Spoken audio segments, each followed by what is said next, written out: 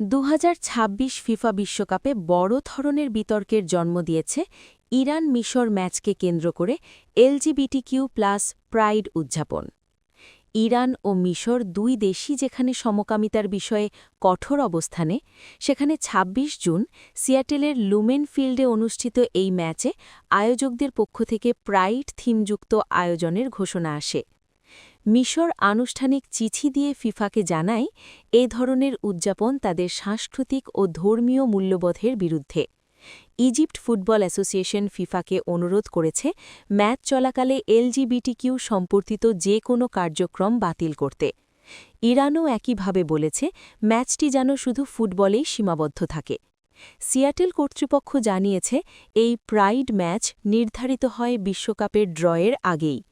১৯ June যুক্তরাষ্ট্র Australia ম্যাচে পালিত হবে জুনটিন্থ দিবস, আর ২৬ জুন রাখা হয়েছে এলজিবিটিকিউ প্রাইড উদযাপন।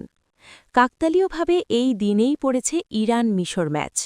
আয়োজকদের পক্ষ থেকে জানানো হয়েছে এটি বদলানোর সম্ভাবনা খুবই কম, কারণ অন্য ম্যাচগুলোতেই আর জায়গা নেই। প্রশ্ন হচ্ছে, ফিফা কি দুই দেশের আপত্তি আমলে নেবে?